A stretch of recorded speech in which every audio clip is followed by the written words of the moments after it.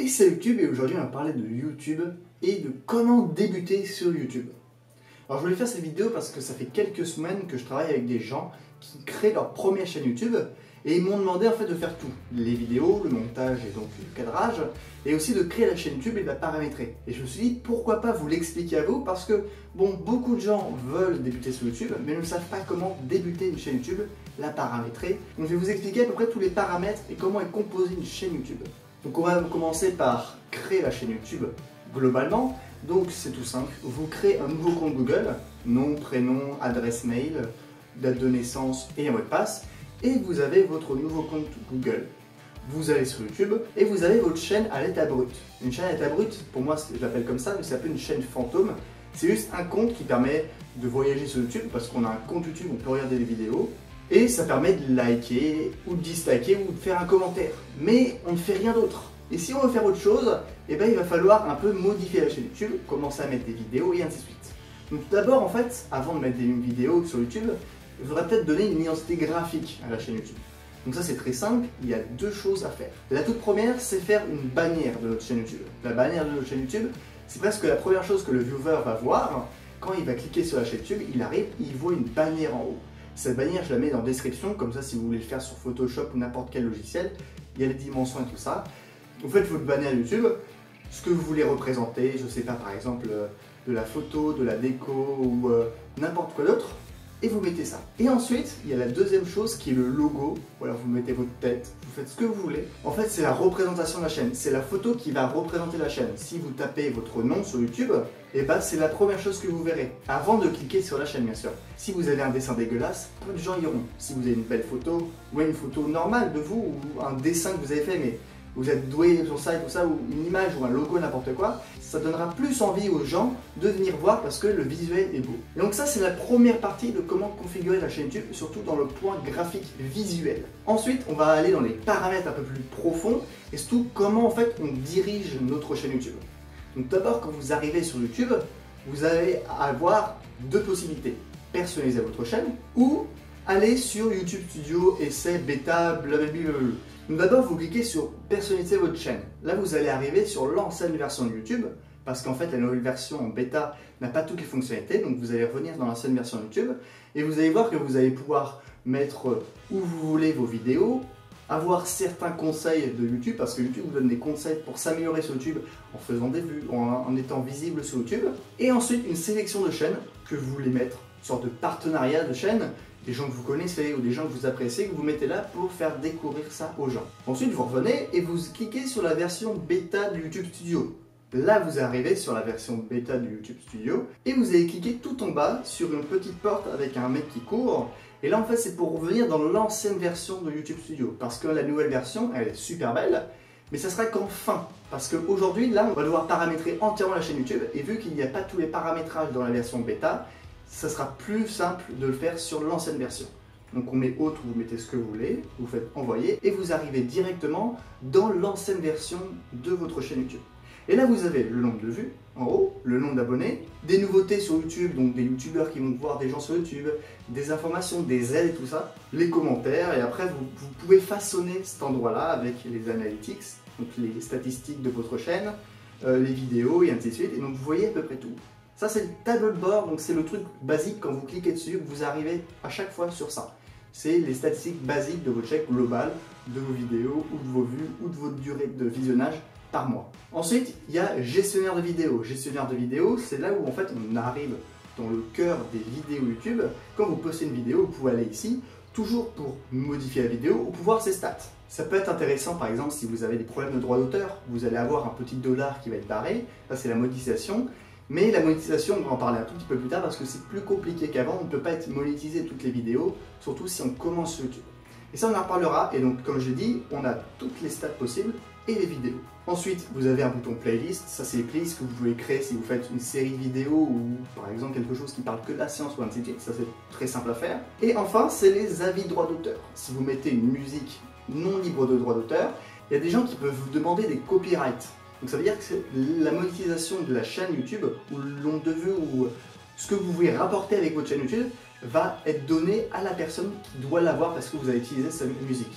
Donc pour beaucoup de youtubeurs, c'est un problème. C'est pour ça que à l'époque on mettait 3 ou 4 secondes de cette musique, c'était pas un problème. Sauf qu'aujourd'hui avec les nouvelles législations, dont l'article 13, eh ben, on perd ce droit de mettre des musiques connues de 2 ou 3 secondes parce qu'il y a carrément des entreprises qui sont là pour supprimer ou enlever la monétisation de chaque vidéo et donc de détruire en fait le potentiel de la vidéo parce que vous avez mis un contenu non libre de droit. Alors bien sûr sur YouTube, si vous avez tout en bas, il y a marqué créer et là vous pouvez monter vos vidéos si vous n'avez pas de logiciel de montage, mais il y a aussi une bibliothèque entière de millions de musiques qui sont libres de droit. YouTube accepte totalement ça. Et donc vous pouvez les utiliser et c'est pour ça que c'est super bien. Il donne aussi des VFX, donc c'est des sons que vous pouvez mettre, donc genre des en fait c'est du bruitage. C'est vraiment une bibliothèque pour les débutants qui est vraiment pas mal. Après vous pouvez bien sûr aller sur par exemple Epidemic Sound ou d'autres sites qui permettent d'acheter une musique. Donc c'est pas vraiment un achat mais c'est un abonnement pour avoir accès à toutes sortes de musique ou de bruitage. Mais pour un début, si on n'a pas d'argent rien du tout, c'est le meilleur moyen et moi je l'ai beaucoup utilisé dans mes toutes premières vidéos. Donc c'est vraiment un super truc. Ensuite, on va remonter un tout petit peu plus haut et on va arriver sur diffusion en direct. Ça, c'est pour faire un live. Alors, les lives, c'est très simple sur YouTube. Vous arrivez dessus, vous prenez OBS ou XSplit ou autre logiciel de streaming et ensuite, vous allez dessus, vous voyez la clé d'activation, vous mettez cette clé d'activation dans les paramètres et vous pouvez liver. Si vous voulez que je fasse une vidéo YouTube sur les lives, comment faire des lives sur Twitch, YouTube et ainsi de suite, vous me le dites en commentaire ou sur la petite fiche qui va apparaître ici. Donc on va passer ça et on va directement arriver dans la communauté. La communauté, c'est l'un des endroits les plus importants parce que c'est là où vous allez pouvoir un peu communiquer avec la communauté, les viewers, les gens qui vous regardent.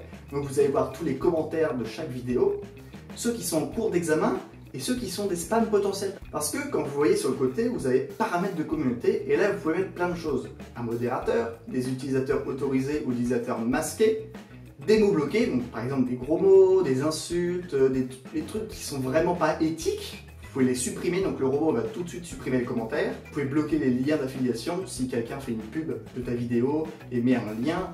T'as pas envie que ça fasse une pub de sa propre chaîne YouTube et tout ça, tu peux supprimer tous les liens possibles, donc ça supprime tous les commentaires de ta chaîne YouTube avec des liens dessus.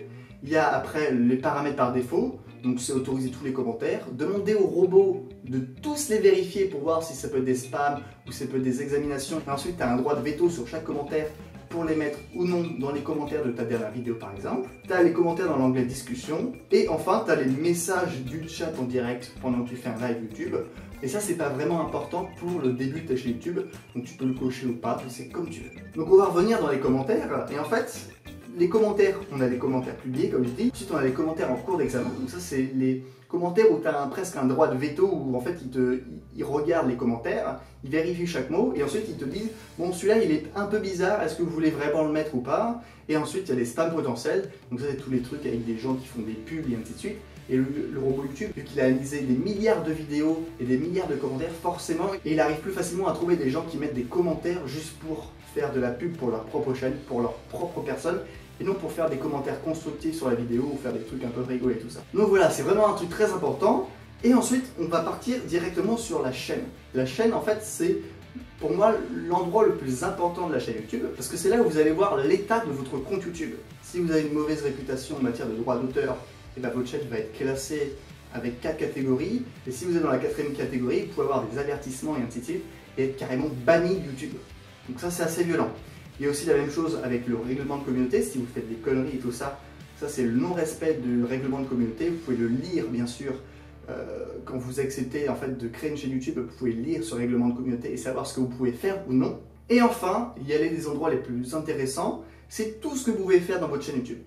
Donc il y a la mise en ligne, la monétisation, la diffusion en direct, l'intégration des diffusions en direct, vidéos plus longues, vidéos privées, miniatures personnalisées, annotations externes, super chat, URL personnalisées, et ainsi de suite, et ainsi de suite.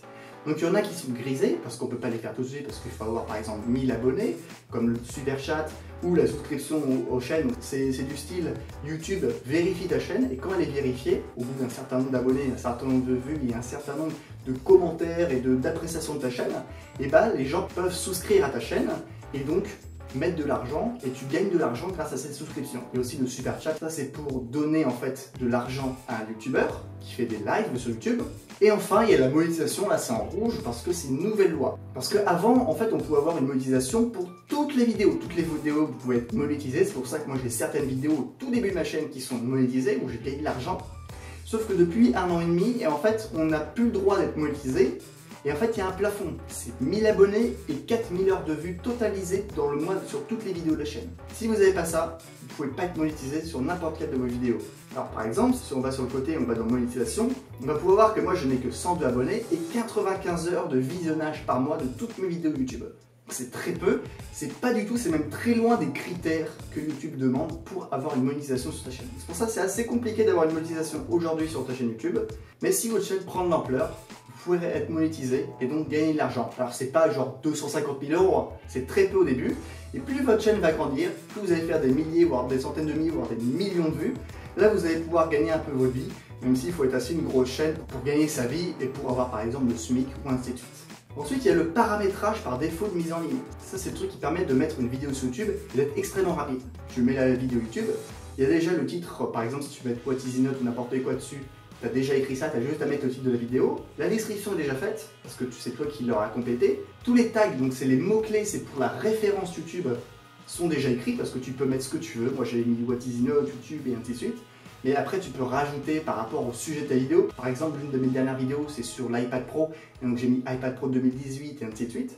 Donc ça, c'est très bien. C'est pour référencer et monter de plus en plus haut ta chaîne YouTube. Plus elle fait de vues, plus elle est visionnée, plus elle va monter et plus de gens vont regarder ta vidéo. Donc ça, c'est très intéressant.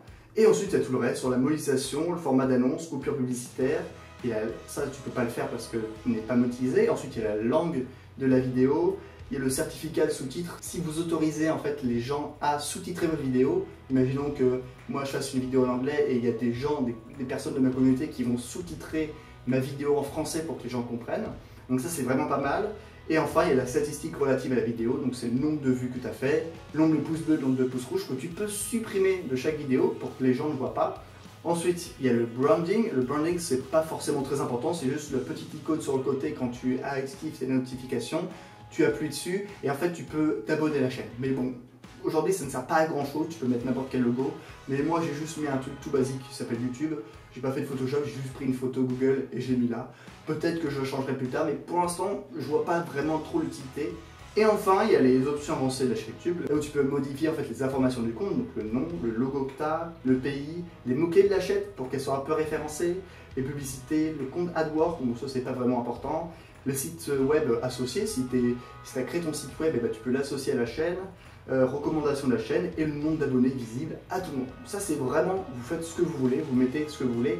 Ça c'est vraiment très personnel, c'est pour ça que moi je dis pas ça faut le mettre, ça faut le mettre. Même si moi j'ai fait certaines choses, mais par exemple les recommandations de chaîne, je l'ai mis ne pas autoriser l'affichage de ma chaîne dans les recommandations d'autres chaînes et ainsi de suite.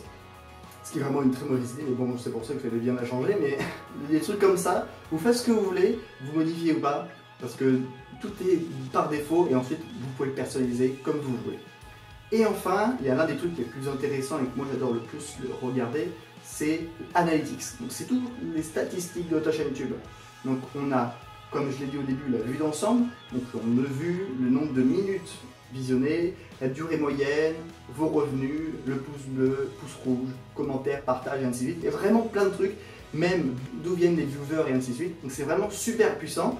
Sur le côté, il y a tout ce que vous voulez en temps réel, les revenus, les durées de visionnage, l'impression. L'impression c'est aussi important parce que c'est en fait le nombre de gens qui peuvent voir ta miniature, qui ont vu ta miniature, parce que ça veut dire qu'elle est apparue dans ton fil d'actualité. Si par exemple tu regardes une vidéo et qu'à côté tu as des vidéos, tu descendes et que tu passes devant ta vidéo, bah c'est une impression. Même si elle ne va pas cliquer dessus, c'est une impression. Et ensuite, on voit le nombre de pourcentage de personnes qui ont cliqué sur ta miniature, qui ont cliqué sur ta vidéo parce qu'ils étaient intéressés par ta vidéo.